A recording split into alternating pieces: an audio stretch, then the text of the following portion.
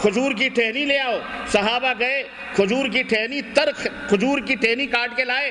حضرت صلی اللہ علیہ وسلم نے اس کو چیرا بیچ سے کاٹا اور ایک قبر پہ ایک ٹہنی رکھ دی, دوسرے قبر پہ دوسری ٹہنی رکھ دی چیر کر کے, اور آپ نے فرمایا کہ جب تک یہ ٹہنی تر رہے گی تب تک ان کے اوپر عذاب ہلکا رہے گا, کیونکہ یہ سب اللہ کی تسبیحات بیان کر رہی ہیں. یہ دلیل ہے ہماری خواجہ معین الدین چشتی اجمیری کے مزار پر ٹرک بھر پھول چڑھانے کے لیے, گلبرگہ کے بندہ نواز کے قبر پر پھول چڑھانے کے لیے, داتا گنج حجویری کی قبر پر پھول چڑھانے کے لیے, گلی سڑک نگر بستی بستی اولیاء صالحین کا نام لے لے کر کے جتنے بھی قبر مزار بنے ہیں سب کو کیوڑے اور عطر سے دھلنے کے لیے. یہ دلیل ہے کیونکہ حدیث میں موجود ہے. اب آپ جب یہ سنو گے کہو گے یار یہ بخاری شریف تو واقعی ربانی صاحب نے بتلایا بڑی صحیح کتاب ہے, یہ تو قرآن کے بعد بڑی صحیح بات ہے, لیکن ربانی صاحب نے یار یہ بات نہیں بتائی. دیکھو یہ مولوی لوگ بھی ڈنڈیاں مارتے پھرتے ہیں. ربانی صاحب نے تو کہا کہ پھول چڑھانا حرام ہے, قبروں کو سجانا حرام ہے, گنبد چڑھانا, اسلام اور قبروں کی پوجا بڑی سبوں نے سنی ہوگی الحمدللہ. یہ حرام ہے, وہ حرام ہے, یہ شرک ہے, وہ شرک ہے. تو ربانی صاحب بھی بڑے دعوے کے ساتھ بولتے ہیں جھوٹ نہیں بولتا میں, یہ نہیں کرتا. لوگوں حدیث سنو, لوگوں یہ تو جھوٹ بول رہے ہیں. واقعی آپ کے دماغ میں یہ بات آئے گی, اگر آپ کو ہوش نہیں ہوگا تو آئے گی, اگر ہوش ہوگا تو آپ یہ جب فارمولہ آپ کے دماغ میں ہوگا منہج, تو آپ سمجھو گے, سوچنے پہ مجبور ہوگے, کہو گے نہیں یار یہ جھوٹا تو ہے, یہ مولوی صحیح نہیں ہو سکتا. ضرور کہیں نہ کہیں ہماری سمجھ میں ٹھیک ہے نہ آوے, لیکن یہ ضرور کہیں نہ کہیں ڈنڈی مارتا ہے, کیونکہ یہ لوگ بغیر ڈنڈی مارے ان کا دین ہی صحیح نہیں ہو سکتا. یہ ہے حدیث صحیح بخاری کی. آپ کہیں گے واقعی صحیح بخاری میں تو ہے, اللہ کے نبی نے جب کھجور کی ٹہنیاں چڑھائیں جواز مل گیا تو خلاص ٹرک کے پھول چڑھاؤ. ہے تو حدیث میں اللہ کے نبی نے چڑھائی, اس لیے ہم بھی خواجہ معین الدین چشتی کے مزار پہ پھول چڑھاتے ہیں, داتا گنج حجویری کے مزار پہ پھول چڑھاتے ہیں, پاک بٹن کے اوپر پھول چڑھاتے ہیں, پتیاں چڑھاتے ہیں, سب کرتے ہیں. حدیث میں ہے اس لیے ہم بھی کرتے ہیں.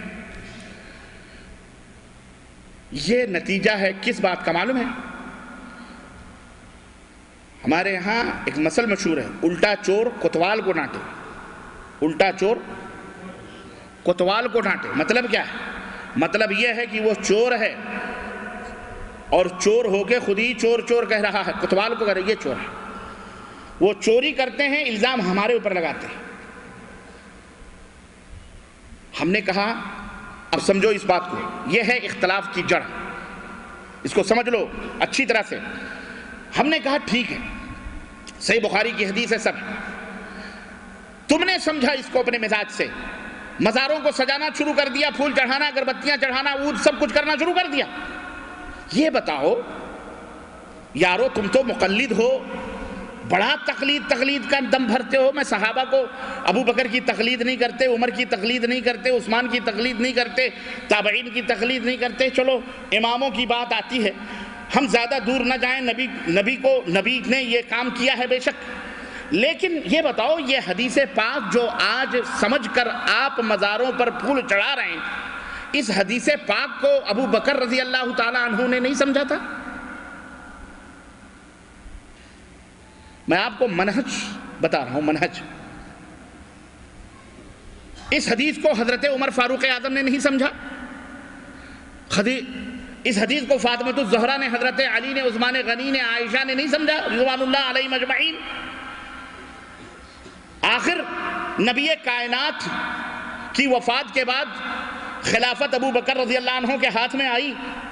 آپ حضرت ابو بکر رضی اللہ تعالی عنہ نے کتنے مرتبہ نبی صلی اللہ علیہ وسلم کے مزار پہ پھول چڑھایا حضرت ابو بکر نے, حضرت عمر نے حضرت ابو بکر کی قبر پر پھول چڑھایا ہے, حضرت عمر کی قبر پر حضرت عثمان نے پھول چڑھایا, حضرت عثمان کی قبر پر حضرت علی نے پھول چڑھایا.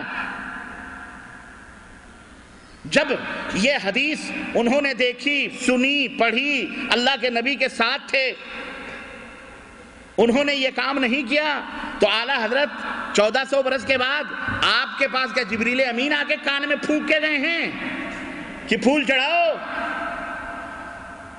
مزار کو سجاؤ, درگاہوں پہ عود اگربتی کرو؟ یہ کس نے بتایا آپ کو؟ گمراہی کا سبب میں سمجھا رہا ہوں۔ بدعت یہاں جنم لیتی ہے، بدعت نے یہاں جنم لیا۔ ہم کہتے ہیں یہ بدعت ہے، یہ گمراہی ہے، یہ ضلالت ہے۔ کیوں؟ اس لیے کہ قرآن و حدیث کو ہم اپنے مزاج سے نہیں سمجھتے، ہم اس طرح سمجھتے ہیں جس طرح ابو بکر نے سمجھا ہے، عمر نے سمجھا ہے، عثمان نے، صحابہ نے سمجھا ہے، تابعین نے سمجھا ہے، ائمہ نے سمجھا ہے۔ اور قریب کروں امام ابو حنیفہ رحمۃ اللہ علیہ امام ہیں نا، اور یہ جتنے مزاری قبوری ہیں سب وہی ہیں۔ یا تو ساؤتھ میں نکل جاؤ کوکن کے علاقے میں تو شافعی ملیں گے آپ کو، نہیں تو آپ کو ادھر پورا بامبے سے لے کر اور پاکستان اور یہ پورا بنگلہ دیش شفافے کم ہیں، زیادہ تر معذرت کے ساتھ اپنے آپ کو حنفی کہتے ہیں۔ یہ جتنے مزار پوجنے والے ہیں سب حنفی، اور سب نہیں تو تقریباً نہیں، سب حنفی ہیں، سب حنفی ہیں، شیعہ ہیں، حنفی ہیں یا شیعہ ہیں۔ جتنے مزار پوجنے والے اور جتنے عود اگربتی کرنے والے اور جتنے پھول پتیاں عرس اور میلے انگڑے بھنگڑے قوالی شوالی گانے والے سب حنفی، اور جتنے نیاز فاتحہ ڈینگے میلاد اور تیجا دوئم سوئم چہل سب حنفی۔ افسوس اس بات کا ہے، میٹھا میٹھا ہپ کڑوا کڑوا تو۔ میں پوچھنا چاہتا ہوں، بتاؤ امام ابو حنیفہ رحمۃ اللہ علیہ نے اپنے استاد کی قبر پر پھول چڑھائے؟ امام ابو حنیفہ رحمۃ اللہ علیہ نے حضرت محمد الرسول اللہ صلی اللہ علیہ وسلم کی قبر پر پھول چڑھائے؟ اور تو اور ہے، امام اہل السنہ امام ابو حنیفہ رحمۃ اللہ علیہ نے ان کے شاگردوں امام محمد نے، امام یوسف نے، انہوں نے اپنے استاد کی قبر پر پھول چڑھائے۔ یہ سارے وہابی تھے؟ بولو، وہابی تھے؟ رہے ہوں گے۔ وہابی جو نہیں ہوتا ہے وہ لہابی ہوتا ہے، یاد رکھو۔ وہاب اللہ کا نام ہے۔ کس کا نام ہے؟ کہہ لو ہم وہابی نہیں ہیں، اللہ والے نہیں ہیں آپ۔ اللہ والے نہیں ہو تو کس کے والے ہو؟ شیطان والے ہو۔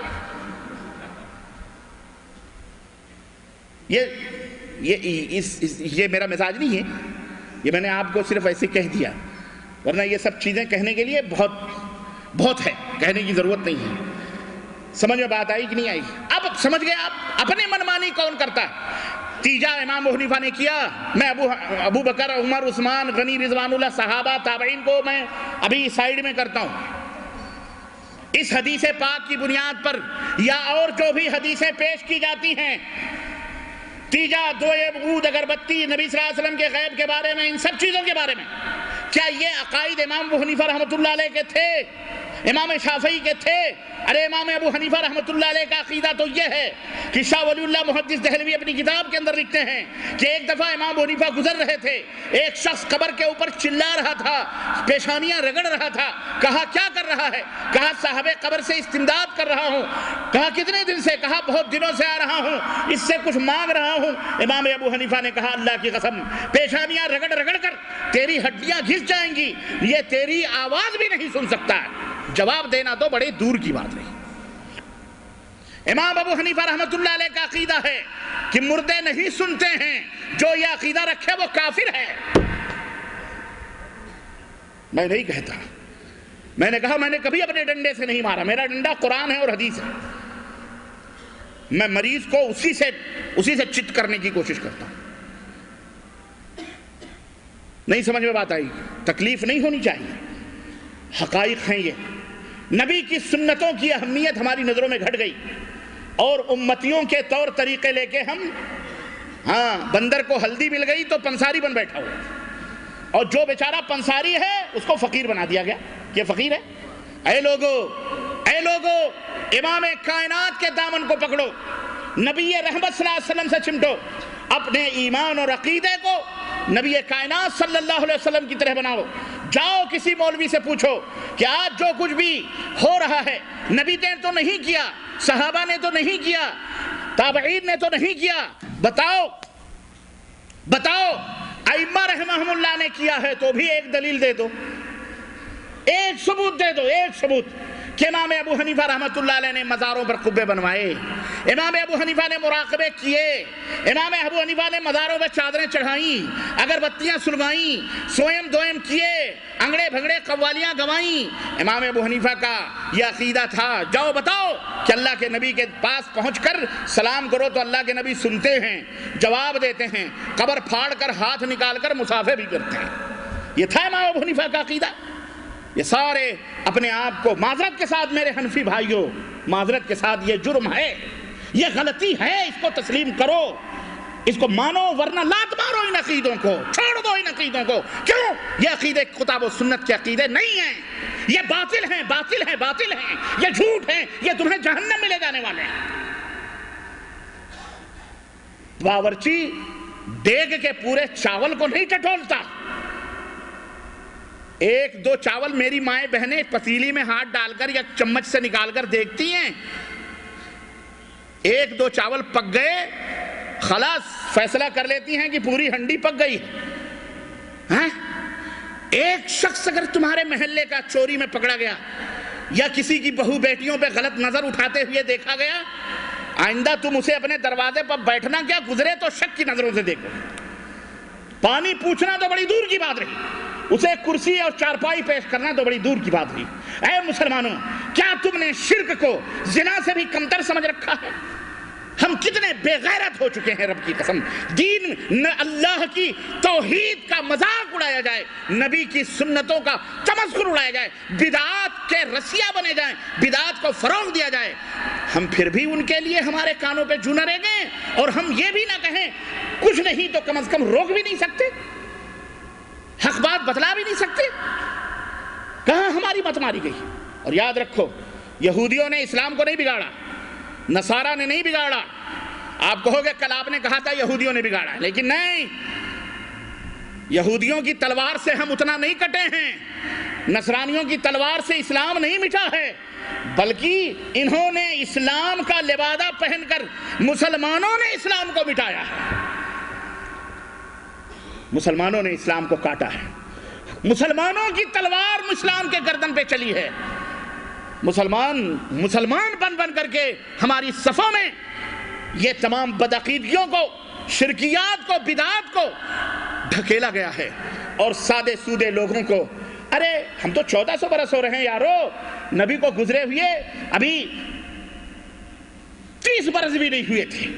حضرت عثمان غنی رضی اللہ تعالی عنہ کو کس نے شہید کیا؟ یہودیوں نے نہیں، نصرانیوں نے نہیں، کلمہ پڑھنے والے، مسجد نبوی میں امامت کرانے والے، اذان کہنے والے، پانچوں وقت پڑھنے والے، ان کی تلوار سے حضرت عثمان غنی شہید ہوئے۔ صحابہ موجود ہیں، صحابہ موجود ہیں، ان کی تلوار سے۔ حضرت عثمان غنی کو کس نے شہید کیا؟ حضرت علی ابن ابی طالب کو کس نے شہید کیا؟ حضرات حسنین کو کس نے شہید کیا؟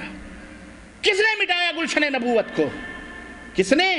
انہی کلمہ پڑھنے والے، بولو بولو، یہودی، نصرانی۔ آج بھی ہمارا اسلام، اللہ کی توحید، نبی کی سنت رسوا ہے، ذلیل ہے، لوگ نفرت کرتے ہیں، لوگ ایسے سنتوں پہ عمل کرنے والوں کو ذلیل سمجھتے ہیں۔ بعض تو سیاسی مدبرین ہیں بیچارے، لوٹے، ان کو کیا کہا جائے؟ مسلمان ہیں، لوٹے، وہ تو کہتے نہیں یہ باتیں مت کرو، امت میں انتشار پیدا ہوگا۔ اتحاد کی باتیں کرو۔ کس کی باتیں کرو؟ ہاں، کیوں؟ ان کو تو اپنے ووٹ کی پڑی نا، غریبوں کو، ان کو تو کرسی نظر آ رہی ہے بیچاروں، حکومت، اور دعویٰ کیا